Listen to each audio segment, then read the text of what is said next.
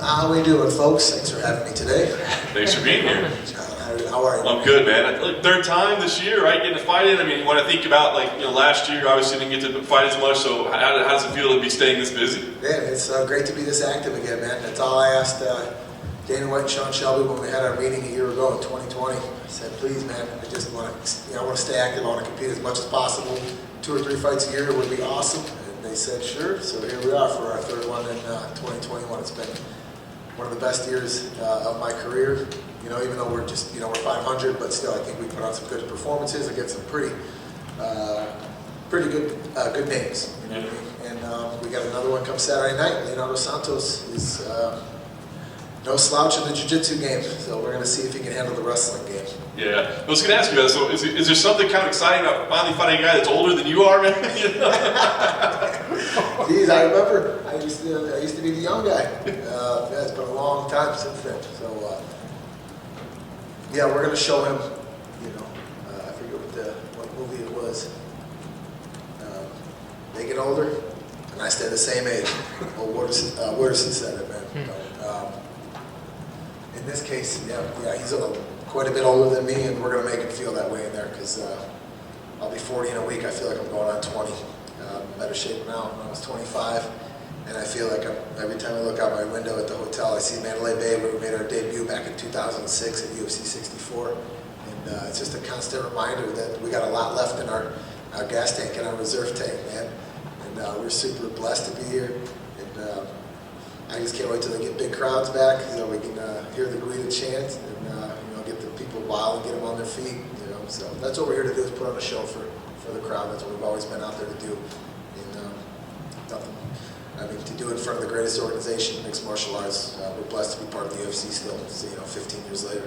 It's awesome. Alpha Male Gym, always busy, right? But I mean, you guys got some big fights coming up for the whole team. So has it been a little bit of a special feel in camp with everybody getting ready for these big fights right around each other? Oh, no doubt, man. We got the who's who coming up. We get to see Cody Garbrandt is going to make big waves, I believe, at 125 flyweight division. He's bigger, stronger, faster, more powerful than most of these guys, and he's going to show them what it's all about, I believe. The return of Josh Emmett, one of the heaviest hitters.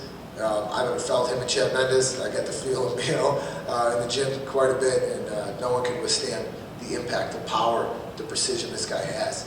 And he's gonna make 50K Ige, feel the wrath of Josh Emmett, man, to come December 11th. And then we got our badass little Brazilian guy too. And wait till you see this kid, he's something else, and he's an up-and-comer.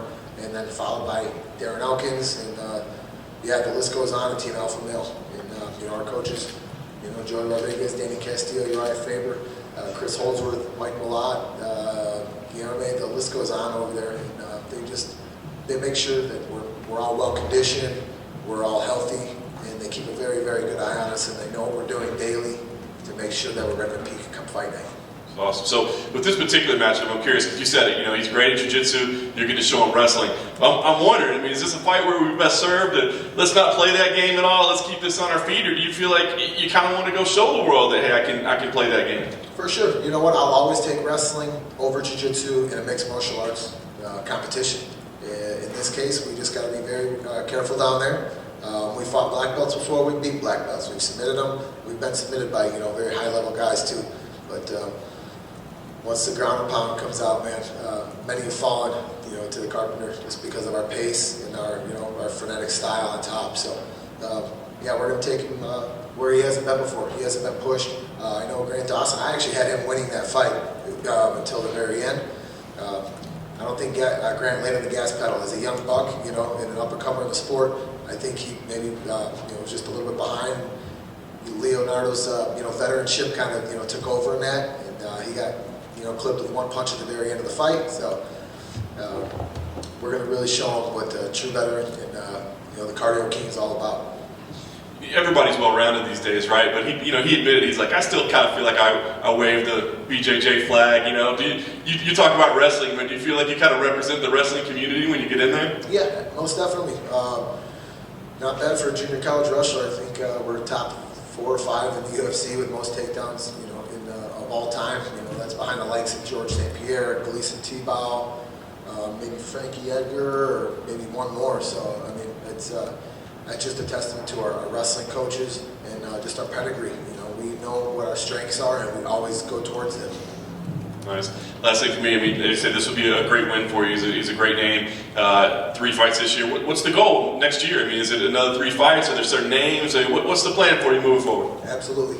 Just stay as active as possible. The older I get, the better I get, I believe. I become, more of a student of the game. We always reinvent ourselves. I feel like every camp, it's a clean slate. Someone just told me in an interview earlier, this is our 55th professional fight. I feel like I'm walking out of the Mandalay Bay Event Center right now. It was 15 years ago, and I still feel very green in the game. We're learning all the time, and we're constantly evolving. So the best is yet to come, man. What do you think it is? You said you're coming up on 40, but you feel better than you have. Just how we take care of our body, how we condition ourselves, our training camp. Capital Strength Performance in Sacramento. Coach Amadeo, has a very, very good strength and conditioning program for all the fighters out there in individualized and team protocols. And just my running every day, fishing, my traveling, everything that wrestling is. Wrestlers are built differently. That's really what it comes down to. It's a mentality. We expect to win. We expect to be in there for the long haul. So I think all the things that I do on a daily basis, my routine, my schedule, our structure really keeps me young, and that's what's going to keep us going at this for a long time coming. Now, you haven't fought 3 times in 1 year since 2011. It's crazy, I know it. Yeah, why do you think that is part of this whole thing? Like, things are coming together, getting better for you, or do you think some of it's, if you're with fallouts and if you're available? Yeah, so I think, in the past, it's crazy to believe it's been a decade, already, but we were always available. It was just kind of more timing and scheduling things.